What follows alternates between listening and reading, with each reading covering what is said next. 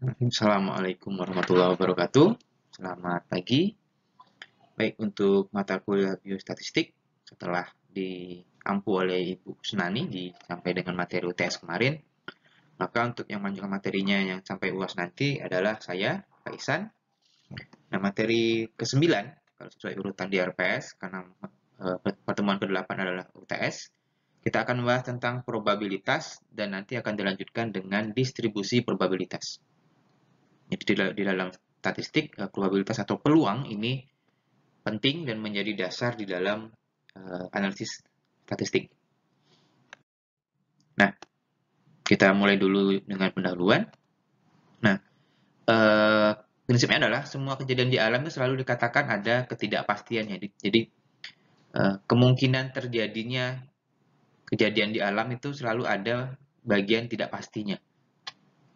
Nah, oleh karena itu, adanya statistik ini muncul karena adanya ketidakpastian tadi. Nah, dengan metode statistik yang pas, maka kita dapat mengambil kesimpulan dengan mempertimbangkan ketidakpastian yang tadi. Nah, keputusan atau kesimpulan dalam statistik ini merupakan peluang, atau tema kita pada pertemuan ini adalah atau probabilitas yang berdasarkan kajian statistik ini diyakini benar. Dan walaupun kita yakin benar, tapi kita juga memberikan peluang adanya tidak benarnya kesimpulan ini diambil atau kesalahan yang muncul. Makanya oleh karena itu kesimpulan yang diambil ini tidak pernah kita dengan percaya diri menyatakan oh ini kayak kesimpulannya pasti mutlak atau absolut 100% benar. Tapi kita selalu menyatakan ada rentang kepercayaannya. Yang paling sering digunakan adalah 95% atau 99%. Nah, ini angka 95 atau 99 ini yang dinyatakan dengan nilai alfa di dalam statistik. Jadi kalau rentang kepercayaan itu 95%, maka alfanya adalah 0,05. Dari mana 0,05? Berarti sisanya adalah 5%. 5% itu sama dengan 5 per 100, maka dapatnya 0,05. Kemudian ada juga rentang kepercayaan yang sebesar 99%. Ini agak jarang digunakan, ini terlalu pede ya. Ini hanya menyisakan 1% untuk kesalahan. Atau alfanya 0,01. Ya, agak jarang, tetapi yang paling sering digunakan adalah yang rentang kepercayaan sebesar 95%. Atau alfanya di dalam statistik adalah sebesar 0,05. Inilah dasar atau prinsip kenapa dalam statistik selalu dinyatakan tentang kepercayaannya. Tidak mutlak 100%. Nah, kemudian unsur-unsur yang ada di dalam probabilitas atau peluang itu, yang pertama ada yang disebut sebagai ruang sampel. Nanti kita bahas secara lebih detail. Ada titik sampel istilahnya. Kemudian ada peristiwa atau kejadian atau event. Maaf ya, di sebelah ada background sedikit. Jadi ketiga ini merupakan unsur-unsur dari probabilitas. Kita akan bahas lebih detail satu persatu. Yang pertama, apa itu ruang sampel? Ruang sampel ini merupakan himpunan yang elemen-elemennya adalah hasil yang mungkin terjadi dari suatu eksperimen. Jadi, himpunan itu berarti gabungan dari hasil-hasil yang mungkin terjadi ketika melakukan suatu eksperimen. Eksperimen ini tidak harus di lab ya, tapi pengambilan data. Jadi, istilah eksperimen di dalam kajian ini adalah pengambilan data. Jadi, hasil-hasil yang mungkin terjadi itu gabungannya adalah ruang sampel disebutnya. Ditulisnya dengan lambang S besar, di ruang sampel itu ditulis dengan lambang S besar. Nah, sebagai contoh, jika suatu eksperimen ada hasil yang terjadi A1 sampai AN, misalnya A11 berarti sampai A-nya 11, menunjukkan semua hasil yang terjadi, maka ruang sampelnya atau S-nya dituliskan sebagai S sama dengan kurung biasa A1, A2, A3, A4, dan seterusnya sampai AN, kemudian kurung tutup. Oke, perhatikan. Penulisan kurung ini tidak boleh sembarangan, jadi untuk ruang sampel itu ditulis dengan kurung biasa. Nanti ada kurung kurawal atau kurung yang segi, kemudian ada juga kurung yang agak melengkung itu. Jadi makna penggunaan tanda kurung di dalam statistik itu tidak boleh sembarangan. Untuk ruang sampel ditulisnya dengan kurung biasa seperti ini. Nah, itu tadi ruang sampel. Kemudian ada istilah kedua itu adalah titik sampel. Titik sampel itu merupakan semua elemen yang ada di dalam satu ruangan sampel. Jadi isinya. Jadi hasil-hasil kejadian yang mungkin yaitu A1, A2 dan seterusnya sampai AN. Kalau tadi ruang sampel itu gabungan semuanya, sementara titik sampel itu adalah isinya, yaitu elemen-elemen yang ada di dalam ruangan sampel itu. Kemudian yang ketiga ada peristiwa atau kejadian atau event. Ini sama, hanya berbeda istilah saja. Kadang berbeda buku menggunakan berbeda istilah. Tapi intinya adalah sama. Peristiwa itu adalah himpunan bagian dari suatu ruang sampel. Jadi ruang sampel itu gabungan dari semuanya, semua titik sampel. Nah, peristiwa itu adalah bagiannya. Ditulis dengan huruf besar A, B, dan seterusnya selain S berarti, karena S udah untuk melambangkan ruang sampel. Kemudian dituliskan peristiwa yang mungkin muncul dalam hasil yang mungkin muncul ya di dalam eksperimen. Misalnya dari ruang sampel yang tadi A1 sampai AN, hanya yang muncul sebagai hasil peristiwa atau yang diperoleh dari eksperimen atau pengambilan data itu hanya A2 dan A4. Maka penulisannya A sama dengan atau hasil yang diterima adalah, nah ini kurung lekuk ya, kurung lekuk A2, A4, kemudian kurung lekuk tutup. Jadi perhatikan bedanya dengan tadi, kalau ruang sampel itu S, kemudian kurung biasa, semua hasil yang mungkin, kemudian tutup kurung biasa. Sementara kalau peristiwa atau kejadian atau event yang benar-benar terjadi, itu ditulis dengan selain S berarti huruf-huruf yang lain, huruf besar juga.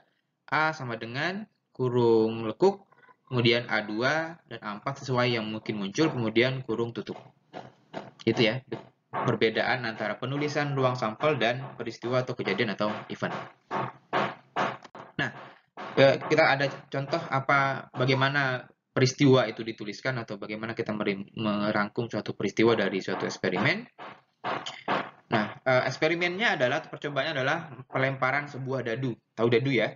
Kubus yang berisi angka-angka yang dalam bulatan 1 sampai 6, angka-angkanya. Maka hasil yang mungkin muncul adalah mata dadu yang tampak. Kan berarti yang tampak itu berarti yang mengarah ke atas. Itu yang disebut sebagai mata dadu yang tampak. Maka ruang sampel atau hasil yang mungkin terjadi, keseluruhan hasil yang mungkin terjadi adalah S sama dengan 1, 2, 3, 4, 5, 6. Karena ada 6 sisi dengan 6 angka yang ada di dadu tersebut. Maka kalau kita mengambil peristiwa saja, misalnya A itu adalah titik ganjil yang tampak. Nah, dari 6 angka ini yang ganjil adalah 1, 3, 5. Maka peristiwa A untuk titik ganjil yang tampak adalah 1, 3, 5. Kemudian peristiwa B titik genap yang tampak itu adalah 2, 4, 6. Ini peristiwanya. Kemudian eksperimen kedua, maaf ini harusnya kurung lekuk ya, seperti ini ya, ada kesalahan penulisan. Harusnya ini kurung lekuk, kurung lekuk, kurung lekuk, kurung lekuk. Kemudian contoh kedua, eksperimennya adalah pemilihan seorang mahasiswa farmasi, kemudian dicatat IPK. Jadi dari sekian banyak diambil satu orang, kemudian ditulis IPK-nya. Maka yang berarti yang sebagai data adalah IPK-nya. Maka hasil yang mungkin muncul adalah bilangan X. X itu bilangan apa saja, berapa saja, yang besarnya antara, karena IPK itu maksimal 4, paling kecil ya berarti 0. Maka bilangan X yang mungkin muncul, IPK yang mungkin muncul adalah antara 0 dan 4. Maka ruang sampelnya secara matematis ditulis adalah S sama dengan 0 lebih dari sama dengan X, kurang dari sama dengan 4. Berarti S itu antara 0 sampai 4. Nah, maka suatu peristiwa yang mungkin muncul untuk A misalnya IPK di atas 3, ya berarti 3,0 ke atas, maka adalah sama dengan 3 kurang dari X kurang dari sama dengan 4. Berarti harus lebih dari 3, berarti 3,01 ke atas, sampailah 4. Ini contoh peristiwa di dalam konsep statistik atau probabilitas. Jadi ada dua contoh, semoga sudah bisa memahami beda antara eksperimen, kemudian hasil, kemudian ruang sampel, dan peristiwa. Nah, kemudian di dalam statistik kita mengenal ada hubungan antar peristiwa yang mungkin terjadi. Jadi peristiwa-peristiwa baru, jadi peristiwa-peristiwa terpisah itu bisa menghasilkan peristiwa-peristiwa baru jika antar peristiwa-peristiwa itu ada hubungan. Ada 3 operasi atau hubungan antar peristiwa, ada union, ada interaksi, ada komplement. Kita bahas satu persatu secara lebih detail. Union itu untuk peristiwa, contohnya ada A dan B. Union untuk peristiwa A dan B itu merupakan himpunan semua elemen yang ada di dalam himpunan A atau himpunan B. Ditulisnya A mirip seperti huruf U tapi bukan U, B. Jadi A, ya kalau mau U ini kalau mau dibahasakan adalah atau. Jadi gampangnya adalah U itu ini mirip seperti U, maka ujungnya U itu atau. A ini kalau baca adalah A atau B. Jadi seperti ini. A punya peristiwa sendiri, himpunan peristiwa sendiri. B punya peristiwa sendiri. Jadi A dan B itu tidak ada keterkaitan. Jadi ya ini union. Lambangnya A atau B. Kemudian hubungan kedua adalah interaksi. Interaksi dua peristiwa A dan B itu adalah himpunan semua elemen yang ada di A dan juga B.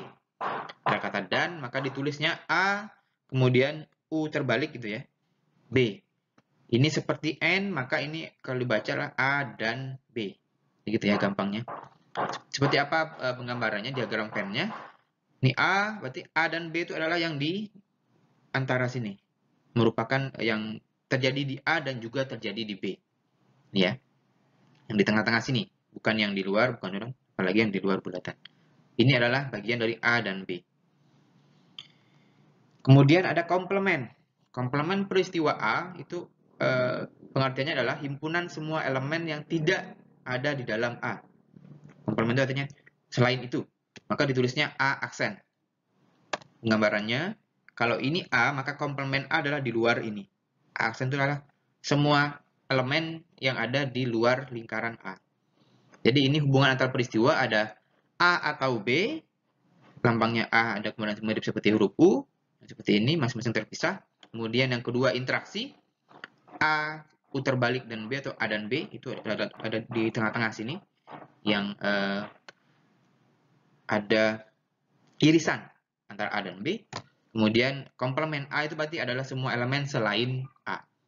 Ini hubungan-hubungan antar peristiwa. Ini nanti notasi ini A atau B, A dan B itu nanti akan sering muncul di perhitungan atau di konsep-konsep probabilitas berikutnya. Jadi perlu kalian pahami dengan baik. Baik, kita lanjutkan. Kemudian asas perhitungan probabilitas itu ada 2 hukum, ada hukum pertambahan dan ada hukum perkalian. Untuk hukum pertama adalah hukum pertambahan. Jadi untuk hukum pertambahan itu ada 2 peristiwa, 2 sifat peristiwa. Yang pertama mutually eksklusif. Seperti apa peristiwa mutual eksklusif itu? Yaitu jika suatu peristiwa terjadi akan meniadakan peristiwa yang lain. Jadi kalau sudah satu muncul, maka peristiwa yang lain tidak akan mungkin muncul. Contohnya, permukaan sebuah koin. Koin tahu ya, ada gampangnya misalnya koin 1000 itu ada tulisan 1000-nya, ada gambar bunga misalnya. Nah, kalau yang sudah muncul 1000, tentunya yang bunganya tidak akan muncul. Begitu juga sebaliknya, kalau yang bunga muncul, maka permukaan angka 1000-nya tidak akan muncul. Kemudian, contoh yang lain adalah kelahiran anak laki atau perempuan pada seorang ibu dengan kehamilan tunggal. Maka, kalau ibu hanya hamil tunggal ya, kalau sudah lahir laki, tidak mungkin lahir perempuan juga. Jadi kalau sudah lahir perempuan, tidak mungkin lahir laki-laki.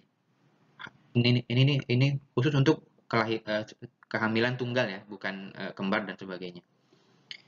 Ini penggambarannya, ini mirip seperti A atau U tadi.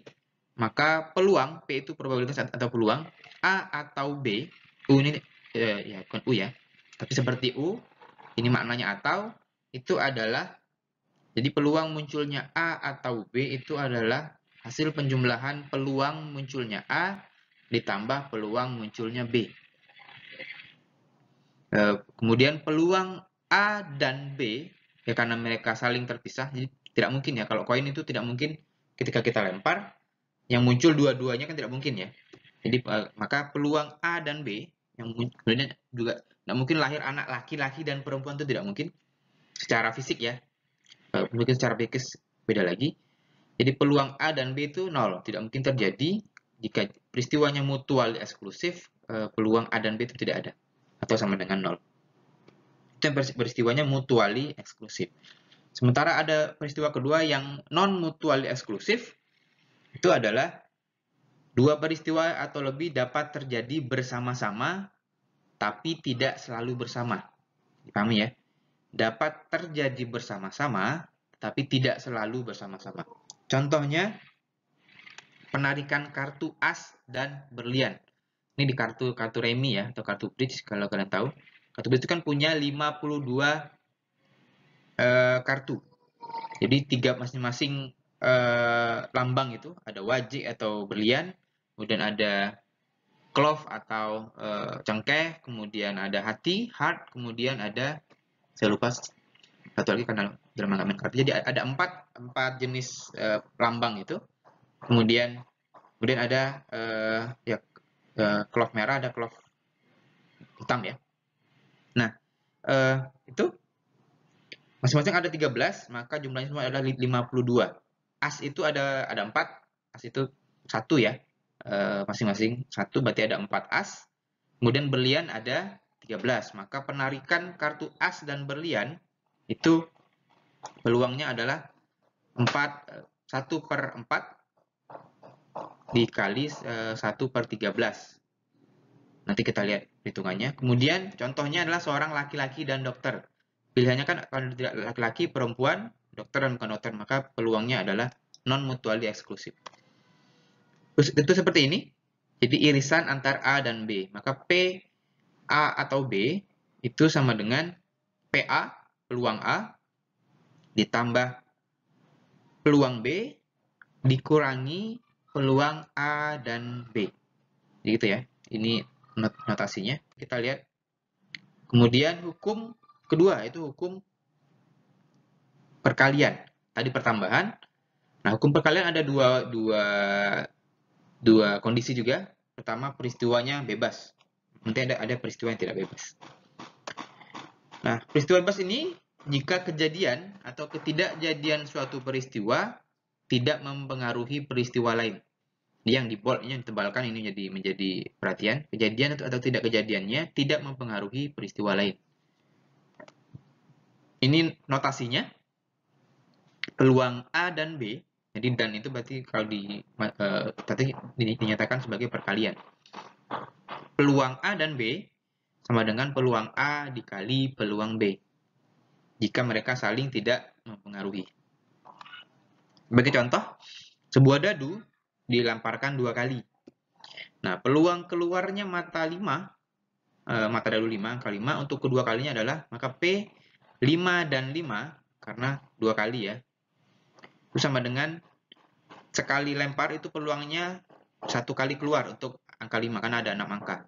Dikali, begitu juga peluang keluar yang kedua kalinya adalah 1/6, 1 dari 6 angka yang muncul. Peluang yang muncul, maka peluang keluarnya mata 5 untuk kedua kalinya adalah 1/36. Hasil kali dari 1/6 dikali 1/6. Itu tadi peristiwanya bebas. Nah, hukum perkalian kedua adalah peristiwa yang sifatnya tidak bebas. Itu kalau kejadian atau ketidakjadian suatu peristiwa akan berpengaruh terhadap peristiwa lainnya. Kalau tadi tidak berpengaruh, yang bebas, maka yang tidak bebas ini akan berpengaruh kepada peristiwa lainnya. Simbolnya untuk probabilitas B pada kondisi A itu peluang B garis tegak, ini bukan I ya, tapi garis tegak A. Dilambangkannya P, A, dan B untuk yang peristiwa tidak bebas sama dengan peluang A dikali peluang B pada kondisi A. Ini ya. Jadi membaca ini adalah peluang B pada kondisi A. Sebagai contoh, nah 2 buah kartu ditarik dari satu set kartu bridge atau kartu remi, dan tarikan kedua tanpa memasukkan kembali kartu pertama. Jadi yang sudah diambil pertama tidak dikembalikan lagi. Maka kemungkinan kartu kedua itu sudah tergantung pada kartu pertama yang ditarik. Jadi kalau misalnya yang pertama adalah diambil 2 hati misalnya, 2 hati, berarti kan sudah awalnya kemungkinan pertama 52 kartu, maka kemungkinan kedua adalah sudah terkurangi 1, maka kemungkinan adalah dari 51 kartu itu manakah yang muncul. Maka itu sudah beda. kemungkinannya atau probabilitasnya atau peluangnya. Jadi gitu ya, hukum perkalian itu. Kemudian hukum perkalian kedua untuk sifat probabilitas yang sifatnya join atau gabungan dan marginal atau terpisah. Ini ada tabel sebagai agar lebih memahami apa itu probabilitas join dan marginal. Probabilitas pengunjung wanita saja adalah 140 per 200 atau sama dengan 0,7. Ini ya, wanita saja kan, wanita yang kurang dari 30 ada 60, lebih dari 30 ada 80, dijumlahkan dapatnya 140 dari total pengunjung sebanyak 200. Ini pengunjung rumah sakit. Sebagai contoh. Maka peluang 140 per 200 adalah dapatnya 0,7. Ini probabilitas marginal untuk pengunjung wanita. Kemudian probabilitas marginal kedua, ini adalah pengunjung berumur kurang dari 30 tahun. Tidak melihat jenis kelaminnya. Ada 60 wanita, ada 50 pria, maka totalnya adalah 110 untuk 200 pengunjung yang hadir dalam sebulan misalnya. Maka dibagi 110 dibagi 200 dapatnya 0,55. Ini juga namanya probabilitas marginal. Artinya masing-masing saja, masing-masing sendiri. Nah, apa itu probabilitas join? Itu contoh ketiga. Probabilitas seorang pengunjung wanita dan, ada dan ya, karena dia join, berumur kurang dari 30 tahun adalah yang atas wanita dan kurang dari 30 tahun adalah 60 dibagi juga sama dibagi totalnya 200 dapatnya 0,3. Nah, ada probabilitas dan itu berarti merupakan contoh probabilitas join. Kalau hanya masing-masing itu adalah probabilitas marginal. Begitu ya. Nah, kemudian di dalam statistik ada istilah permutasi dan nanti ada istilah kombinasi. Nah, permutasi ini di dalam perhitungan sifatnya permutasi itu kaidahnya memperhatikan atau mementingkan urutan. Jadi tidak boleh bolak-balik gitu ya. Notasinya adalah N PR sama dengan N faktorial dibagi N kurang R faktorial. P itu jumlah permutasi yang mementingkan urutan, N itu banyaknya objek, kemudian R itu jumlah anggota pasangan, dan tanda seru di dalam statistik itu adalah faktorial. Misalnya 3 faktorial itu adalah hasil perkalian 3, 2, 1. Mundur ya, 3 kemudian mundur sampai 1. Kalau 0 faktorial itu sama dengan 1, ini semacam konsensus di dalam matematika. Kemudian 1 faktorial tentunya adalah 1. 1 dikali 1 gitu ya. Jadi tanda seru di sini bukan seperti tanda baca di bahasa Indonesia, tapi artinya adalah faktorial. Kita lihat contoh dari sini. Pada kasus, ada 3 cara yang efektif untuk pengobatan pasien kanker, yaitu bedah, dilambangkan dengan B, radiasi atau disinar, dilambangkan dengan R, dan kemudian kemoterapi, yaitu K, dilambangkan dengan K. Maka, kalau ada pertanyaannya adalah, ada berapakah cara seorang penderita kanker diobati? Jika kepada masing-masing pasien hanya 2 macam terapi yang bisa diberikan. Dari 3 hanya bisa 2. Maka penyelesaiannya, untuk pengobatan ini urutan diperlukan atau harus diperhatikan. Karena efek terapinya akan efek terapi bedah ini hanya bedah ya. Bedah dan radiasi dilambangkan B kemudian R itu akan berbeda dengan efek terapi radiasi dulu baru dibedah. Gitu ya. Efeknya akan berbeda kalau memang secara realnya itu. Jadi B dan R itu berbeda dengan RB. Ini maksud dari permutasi itu mementingkan urutan. Maka 3 itu adalah jumlah sampel atau jumlah item yang mungkin muncul. Kemudian 2 itu adalah jumlah pasangan yang mungkin muncul. Ini ya, 2 macam. Berarti 2 yang di belakang, 3 itu adalah 3 yang atas. 3 di kasus yang pertama. Maka 3P2 itu adalah 3 faktorial dibagi 3 kurang 2, ini N, ini R, maka N faktorial dibagi N min R faktorial. 3 faktorial itu ada 3 kali 2 kali 1, 3 kurang 2 hasilnya 1, 1 faktorial itu hasilnya adalah 1, hasilnya adalah 6. Kesimpulannya adalah, jadi jumlah cara yang dapat dilakukan adalah ada 6 pasangan. Ada bedah kemudian radiasi, ada bedah kemudian kemoterapi, ada radiasi kemudian di bedah, ada radiasi kemudian di kemo, kemudian kemo kemudian di bedah, kemudian kemo dan radiasi. Ada KR, ada RK. Ini berbeda di dalam permutasi karena hasilnya akan berbeda. Kemudian BR dan RB itu sepertinya sama tapi berbeda karena urutan itu diperhatikan di dalam permutasi. Ini permutasi, mementingkan urutan. Nah, hubungan yang kedua adalah kombinasi namanya. Dalam kombinasi, kaidahnya itu tidak mementingkan atau tidak memperhatikan urutan. Rumusnya, N, kemudian kombinasi dalam bahasa Inggris itu C, kemudian R itu sama dengan N faktorial dibagi R faktorial dikali N dikurang R faktorial. Sorry, maaf, ini harusnya C. C adalah jumlah kombinasi yang urutan tidak penting. Yang urutan jadi tidak memperhatikan urutan kalau dikombinasi. N ini banyaknya objek, kemudian N itu jumlah anggota pasangan. Ini bintang, seru juga sama faktorial. Kita lihat contoh kapan kita bisa menggunakan kombinasi, tidak permutasi seperti yang contoh sebelumnya. Ini contoh kasus kombinasi. Ada 3 orang pasien digigit ular. Kemudian dibawa ke puskesmas. Nah, di puskesmas ternyata hanya tersedia 2 dosis anti racun ular. Dari 3, hanya ada 2 obat yang tersedia di puskesmas. Misalnya ya, nah. Berarti pertanyaannya, berapakah kemungkinan pasangan yang akan diberikan 2 dosis tersebut? Karena tidak mungkin ketiga-tiganya, karena hanya 2. Ada 3 pasien kita lambangkan sebagai A, B, dan C. Jawabannya adalah 2 orang pasangan di sini, misalnya A dan B, itu sama saja dengan B dan A. Ya karena tidak karena dikasihnya berbeda ya. Artinya urutan tidak dipentingkan di dalam kombinasi atau kasus ini. Maka digunakanlah perhitungan dengan konsep kombinasi 3C2. Hasilnya dimasukkan ke rumus tadi, maka 3 faktorial dibagi 2 faktorial dikali 3 kurang 2 faktorial. 2 faktorial itu adalah 2 dikali 1, yang ini.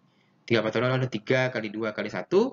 Kemudian 3 kurang 2 itu hasilnya 1, 1 faktorial adalah 1. Maka 3 kali 2 kali 1 dapatnya 6 yang atas, dibagi 2 dapatnya 3. Maka ada 3 jumlah pasangan yang mungkin. Ada AB, ada AC, kemudian BC. Tidak ada kemungkinan pasangan yang lain lagi. Karena AB dan BA itu sama saja. Di dalam konsep yang kasus ini, makanya digunakan konsep kombinasi. Nah, sampai di sini materi untuk dasar-dasar probabilitas. Kita akan membahas tentang distribusi probabilitas di slide berikutnya. Saya akhiri untuk materi ini. Jika ada pertanyaan, kita bahas di pertemuan Google Meet yang sifatnya sinkronus. Saya akhiri untuk pertemuan hari ini. Assalamualaikum warahmatullahi wabarakatuh. Selamat pagi dan salam sejahtera.